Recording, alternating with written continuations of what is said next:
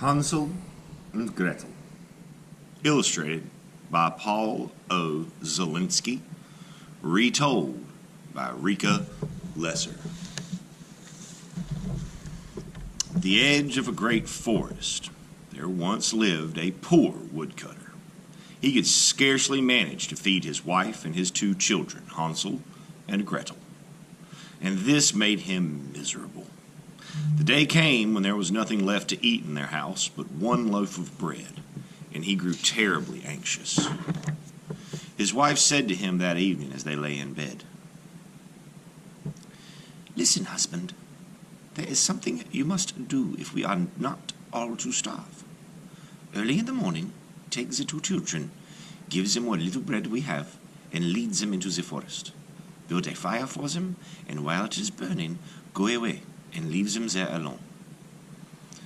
For a long time the man could not reconcile himself to his wife's plan, but she would give him no peace until he finally agreed. The children had heard everything their mother had said, and Gretel began to cry. "Hush," Hansel whispered. "It will be all right. I have an idea." Then he got up as quietly as he could, put on his jacket, and went outside. White pebbles on the ground glistened in the moonlight. Hansel carefully gathered them up and stuffed the pocket of his jacket with as many as would go in. Then he went back inside, lay down beside his little sister, and fell asleep. Early in the morning, before the sun had risen, the parents came and awakened the children. To each one they gave a little piece of bread. Gretel took both pieces and put them under her apron, because her brother's pocket was filled with pebbles. Then they all set out on the path into the forest. While they were walking along, Hansel often stood still and peered back at their house. His father said, "Why are you always stopping and looking back?" "Oh," Hansel replied, "I am looking at my white kitten, who is sitting on the roof and wants to say goodbye to me." Secretly, however, each time he gazed back, Hansel dropped one of the small white pebbles on the path. The boy's mother said, "Just get going. That's not your kitten. It is the morning sun shining on the chimney."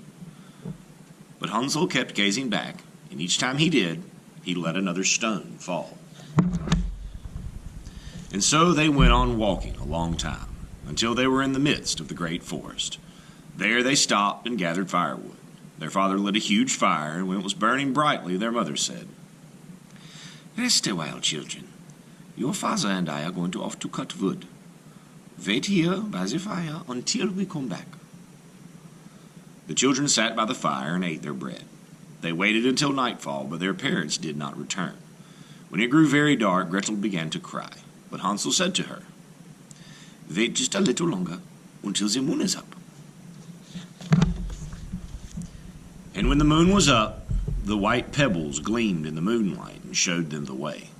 Hansel took Gretel's hand, and together they walked all through the night. In the morning they reached home. Their father rejoiced to see them, for he had not been happy about what he had done. But their mother was angry.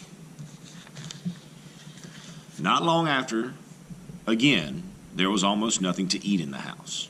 And again, after going to bed, the children heard their mother tell their father that he must take them into the forest, deeper than they had gone before. And again, Gretel began to cry.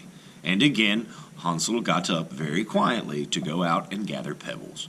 But when he got to the door, he found his mother had locked it. Hansel, too, grew sad and could not comfort his little sister. Early in the morning, before daybreak, they all got up, and each of the children was given a small piece of bread. As they walked along, Hansel often paused and gazed back. His father asked, "My boy, why are you always stopping and peering back at the house?" "Oh," answered Hansel, "I am looking at my little pigeon, who is perched on the roof and wants to say goodbye to me."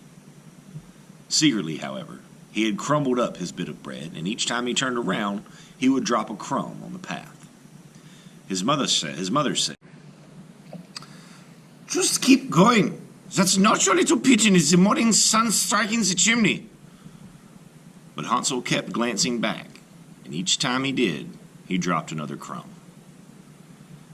And when they had come even deeper into the forest, to where it was thickest, they stopped. Their father built a huge fire. Their mother told them to rest and wait while they went off to chop wood. As they sat by the fire, Gretel gave half her bread to Hansel, for her brother had strewn all of his along the path. They waited until evening, but no one came to fetch them. When it grew very dark and the moon rose, Hansel looked for the breadcrumbs, but they were gone. The thousands of woodland birds had pecked them up and eaten them. Hansel still meant to find the way home, and he pulled Gretel along after him. They walked all through the night and all the next day, but they were lost in the great forest. On the third day, chilled and hungry, they came upon a little house that was built out of bread. Its roof was made of pancakes, and its windows of sugar candy. The children were so happy to see it that they ran up to it, Hansel to the spongy roof and Gretel to the sparkling panes of the window, and they ate greedily. Hansel was devouring a huge chunk of the roof, and Gretel was pushing out yet another window pane, when they heard a thin voice call out from inside. "Nibble, nibble, nubble, who knows my house to rubble?" The children were so frightened that they let fall what they had in their hands. Just then, a gnarled old woman came gliding out the door. When she caught sight of the hungry children, she wagged her head and said, "Oh, you poor little things, come along with me. There's plenty to eat inside the house. I'll take good care of you." And she took them both by the hand, led them inside her house, and served them a fine dinner. Then she made up their bed, and the tired children lay down and fell fast asleep. The next morning, before Hansel and Gretel were awake, the old woman crept up to their bedside. As she watched the two of them sleeping so sweetly, she thought to herself, Now there's a tasty morsel for you." and she lifted Hansel up and carried him outside and locked him up in a little stall as if he were a piglet. Then she went back inside and shook Gretel awake, yelling, "Get up, you lazy girl. Go out to the well and draw water, and then get to work and make something good to eat. Your brother is in that stall over there. First we are going to fatten him up, and then, when he is fat, I will eat him." Gretel was terrified of the old woman and had to do as she was told. Every day she brought Hansel water and lots of good food to eat. She herself got nothing but crayfish shells.